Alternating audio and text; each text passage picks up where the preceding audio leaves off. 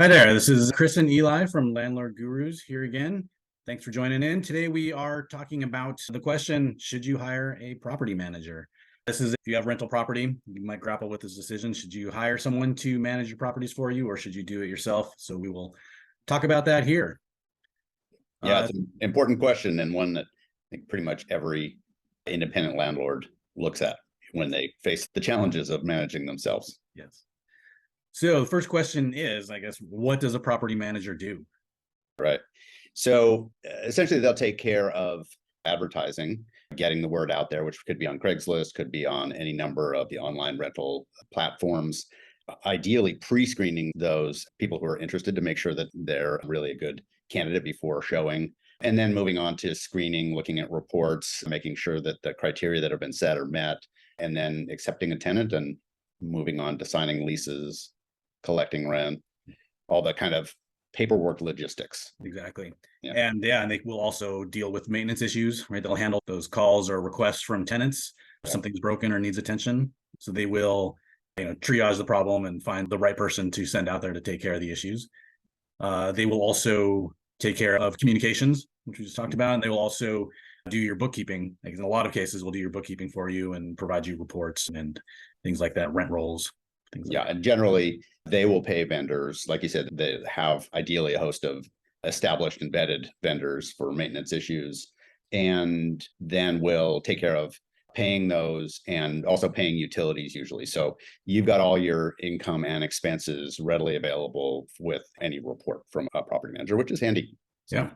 Yeah. I mean, it sounds great. It sounds very tempting, but it's obviously there's a cost involved with that. And Sure. what is that? How much does a property manager cost?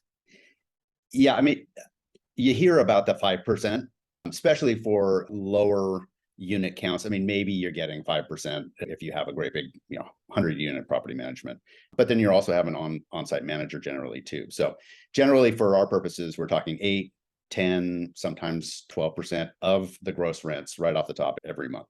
So that's the big line item. And then you move into the rent up fees, which, some property managers charge and others don't. Right. And the ones that do, I've seen anywhere from half a month of rent to a full month of rent. So if you have a rental apartment or a house that's going for $1,500 a month, for them to find that new tenant, they'll charge you $750 to $1,500 on top of the vacancy. Exactly. On top of the lost rent that you have for that month while it takes them to fill it. And what else do they charge? I mean, I think that they might get into if they're handling the maintenance for you. What does that entail? Again, it depends. And I do think that costs are going to be higher in large metro areas where everything is more expensive, but often there will be some kind of a markup on the costs of vendors, costs of what they're paying out. That can be anywhere from 5 to 15%.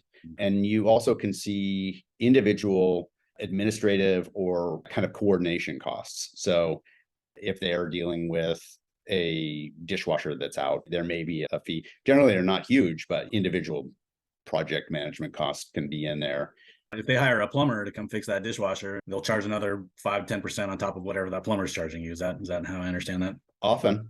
Yeah. I mean, most businesses, when they pay for a service, do add some overhead markup, but often it's not included in the percentage of the monthly rent that you're paying already. And the other one, especially relevant right now, are trip fees. So fuel's really expensive and commute times are longer. Got it. Okay, so it sounds like there's things to think about. What are the pros and cons of hiring a property manager? I guess we'll start with the pros. Yeah. So two pain points in my mind, and Chris and I have talked about this a lot, are rent up of properties. There's a lot that goes into that, and it's important to get good tenants. So the pros there are that you have somebody who should know the market well, and be able to price your property so that it rents quickly, and that knows the local laws, which is an increasingly onerous prospect where things seem to be continually changing. Which comes into play when dealing with leases, or if there's complaints, or you need to send notices or start evictions, things like that. The property manager will know how to approach that. Well, and even advertising. I mean, yeah. The basics are you have to not discriminate against any of the protected classes, which is very established. That's not too hard to figure out. And you need to be careful of that on every step of the way. But also in some places you're required to set criteria ahead of time, communicate it ahead of time. There are various things that, even in the advertising process can come up. So. Yep. Yeah, and other pros that a property manager brings are they'll do the rent for you, they'll handle the leases, they'll handle the signings, And they'll take report. care of the maintenance calls. Yep. So, it gets you out of a situation where you can be on call, even if you're asleep or on vacation. And it can provide you with reports to see how your portfolio or how your property is doing on a month-to-month or yearly basis. And which tax definitely time. helps. Yep. Exactly. Okay. And then some cons, obviously we talked about costs. What are some other cons to hiring a property manager? They have a little less of personal relationship with the property and the investment objectives you may have. Mhm. One of the big ones in my mind, being kind of a maintenance and construction focused person, is how those jobs get done and whether or not there's a long-term outlook on it and whether or not it's done in a cost-effective way. So they may not provide that level of care or attention or detail that you might as a property owner. Yeah, potentially. likely, I think, although it'll vary depending on property manager. Yeah, and you also talked about the personal aspect. I think we've talked about this before. A lot of tenants prefer or like working with the independent property owner themselves as opposed to having a property manager in between. There's that extra layer in there that a lot of tenants don't particularly like. There can be multiple layers. Yeah. It could be a maintenance coordination person, it could be a lease up person, and then kind of a upper level supervisor who takes care of managing those people. And so that affects the tenant happiness, which affects maybe how long they want to stay and things like that.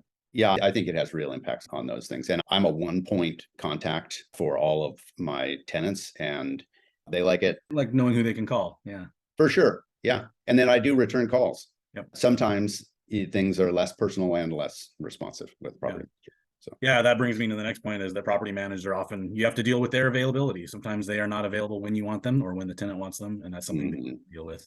They may also have differing priorities than you in terms of, they've obviously got other clients and other properties that they're managing. So yours, they might not take it as seriously or as top of mind. Yeah, there are different priorities. I don't think most property managers are as cynical as this, but there is a benefit usually for them at turnover, where there's a turnover fee of that 50 to 100% of rent. So they may not be as long-term focused on tenants as I would be. True. Okay. Great. So then if you don't want to hire a property manager and you want to do it yourself, what are the pros and cons of DIY property management? So the pros, the opposite of the cons of hiring a property manager. So you get to maintain control and oversight. You get that personal relationship with your tenants, lower costs. I mean, like we said, it's easily 10% of your gross income. That's pretty well inevitable with the property manager. Yeah. And then I guess the cons of doing it yourself, obviously it takes time. May not have if you've got another full-time job, or may not even want to be awake or be woken up at midnight for those emergency phone calls. Which doesn't happen very often in my experience. It doesn't, but it always feels like it could be out there. It could. Yeah. And now that you said that, you're going to get one at midnight tonight.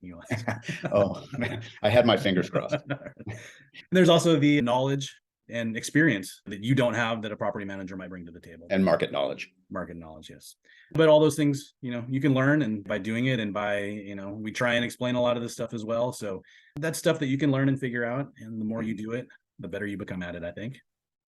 Yeah, doing it yourself generally is much more reliable path to building wealth and having better cash flow. But you have to be careful about how you do it. And to that end, we talk lots about the tools that are out there that make it easier to manage yourself. The full featured property management software platforms like Avail or TurboTenant or RentRedi and lots more will help you advertise, take applications, do the screening, even moving into 50 state specific leases that you sign electronically online, and then initiating rent collection online too, or electronically, I should say. So that for me has streamlined things a lot.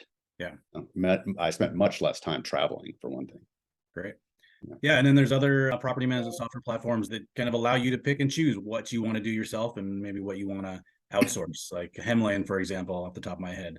I think they will allow you, or they will, in some cases, handle some of those 24/7 phone calls if you don't want to do that, but still give you the ability to collect rent or to advertise yourself, or they can do it all, So it sort of encompasses that whole spectrum, whatever you like. But even when they do it all, the portal gives you visibility. You can go to see the advertising that's online. You can go to look at the rent roll right there, see what's been paid, what expenses have gone out. So, that's an added benefit in my mind. Yeah, for sure. So there's definitely platforms out there and products out there that can help you. And we've, done videos on many of them and written about many of them on our website. So check them out. We'll put links below. And then I guess you got to decide for yourself if you want to hire a property manager or do it yourself. You kind of weigh all the pros and cons and all the benefits and costs. And then let us know what you guys are doing. Let us know if you guys are choosing one over the other in the comments there. And like and subscribe to videos, and we'll talk about more of this in a little bit. Very good. Thanks for watching. Thanks for joining.